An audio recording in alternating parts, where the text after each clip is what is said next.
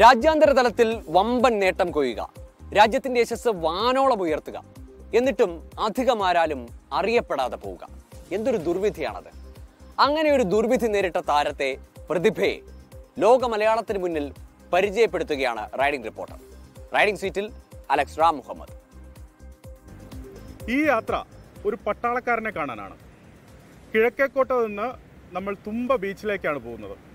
കഴക്കൂട്ടത്താണ് ഈ പട്ടാളക്കാരൻ്റെ വീട്. ഭോപ്പാലിലാണ് ഇദ്ദേഹം ജോലി ചെയ്യുന്നത്. എന്തിനാണ് നമ്മൾ ഇദ്ദേഹത്തെ കാണാൻ തുമ്പ ബീച്ചിലേക്ക് പോകുന്നത് എന്നുള്ളതാണ് ഈ യാത്രയുടെ വിശേഷം.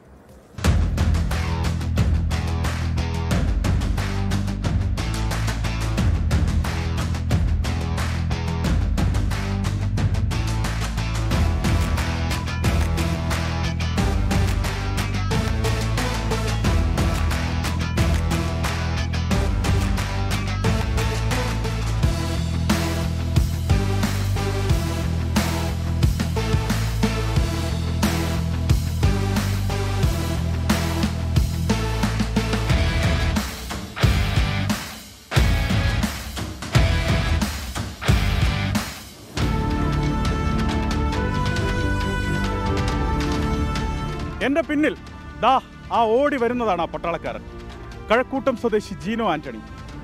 ഫ്രാൻസിൽ ഇക്കഴിഞ്ഞ അൾട്രാ മാരത്തോൺ 24 hours വേൾഡ് ചാമ്പ്യൻഷിപ്പിൽ ആദ്യ 10 വന്ന ഇന്ത്യക്കാരനാണ് ജീനോ ആൻ്റണി.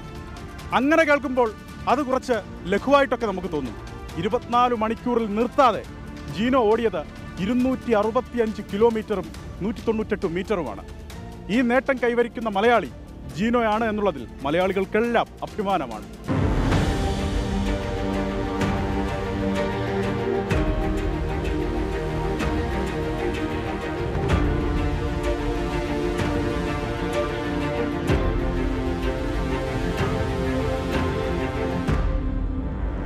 ഫ്രാൻസിൽ international association of ultra runners സംഘടിപ്പിച്ച അൾട്രാ മാരത്തോണായ 24 മണിക്കൂർ ലോക ചാമ്പ്യൻഷിപ്പിൽ പുരുഷ വിഭാഗത്തിലാണ് മലയാളി അൾട്രാ റണ്ണർ ജീനോ ആൻ്റണി കത്തിക്കയറിയത്.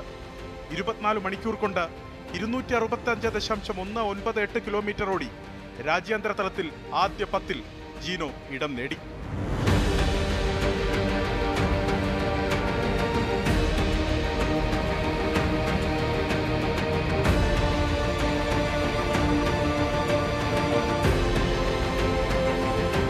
ഈ നേട്ടം കൈവരിക്കുന്ന ആദ്യ ഇന്ത്യൻ താരം കൂടിയാണ് ആർമിയുടെ ഭോപ്പാൽ 3ME സെന്ററിൽ ശിപ്പായിയായ തിരുവനന്തപുരം കഴക്കൂട്ടം സ്വദേശി ജീനോ.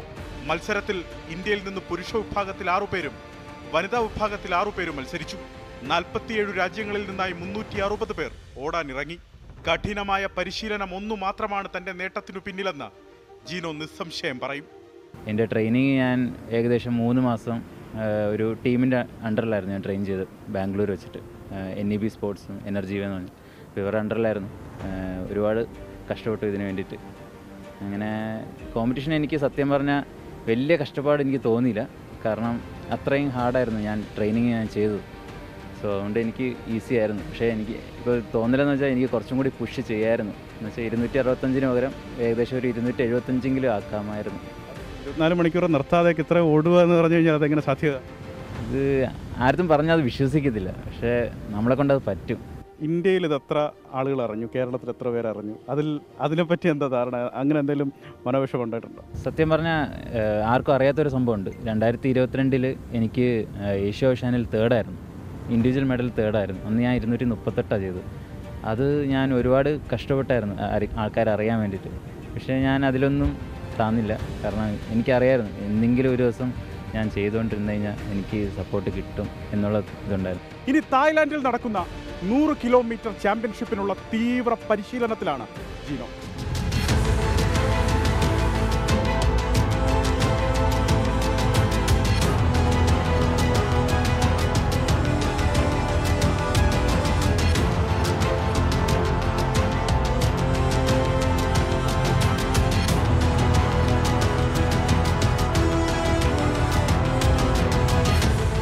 വരാൻ പോകുന്നത് 100 കിലോമീറ്റർ ഏഷ്യ ഓഷ്യാനാണ്.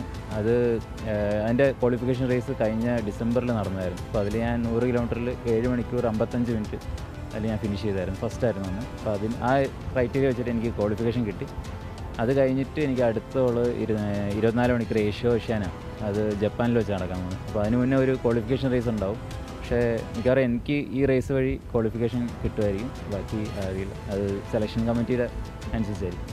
ഭാര്യയും മകനും അച്ഛനും അമ്മയും അടങ്ങുന്ന കുടുംബത്തിൻ്റെയും സുഹൃത്തുക്കളുടെയും കട്ട സപ്പോർട്ടാണ് ജീനോയുടെ കരുത്ത്.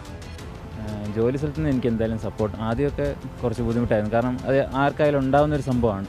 അപ്പം അത് കഴിഞ്ഞ് എൻ്റെ കഴിവ് അറിയാൻ തുടങ്ങിയപ്പം അവരെനിക്ക് സപ്പോർട്ട് ചെയ്യാൻ തുടങ്ങിയിട്ടുണ്ട്.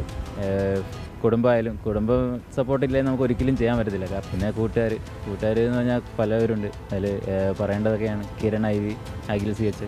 അവരൊന്നും ഉണ്ടായിരുന്നില്ല എനിക്ക് ഒരിക്കലും ഇതൊന്നും ചെയ്യാൻ പറ്റത്തില്ലായിരുന്നു. വലിയ സ്വപ്നങ്ങൾ കാണുകയും അത് നടക്കില്ലെന്നോർത്ത് നിരാശപ്പെടുകയും ചെയ്യുന്നവരോട് ജീനോയ്ക്ക് പറയാനുള്ളത് ഒരിക്കലും ഒരു കാലത്തും വിട്ടുകൊടുക്കരുതെന്നാണ്.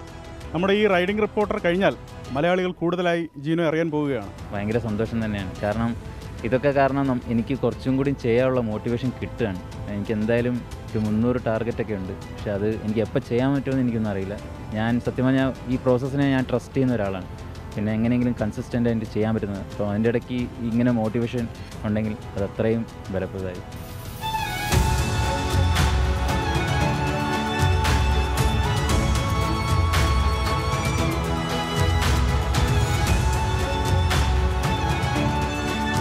അപ്പോൾ well done Jino and all the best. Jino ഇനി പറക്കട്ടെ, പറന്ന് മലയാളികൾക്കൊക്കെ അഭിമാനമാകട്ടെ. ജീനോ ആൻ്റണിക്കും അഭിലാഷ് തൊഴുവൻകോടിനും സതീഷിനുമൊപ്പം അലക്സ് റാം മുഹമ്മദ്, 24 തിരുവനന്തപുരം. ലോകത്തെവിടെയായാലും ഏത് സമയത്തും 24 വാർത്തകളും ഓഗ്മെന്റഡ് റിയാലിറ്റി പാക്കേജുകളും എക്സ്പ്ലെയിനറുകളും വിശദമായി കാണാൻ ഞങ്ങളുടെ യൂട്യൂബ് ചാനൽ നിങ്ങൾക്ക് സബ്സ്ക്രൈബ് ചെയ്യാം.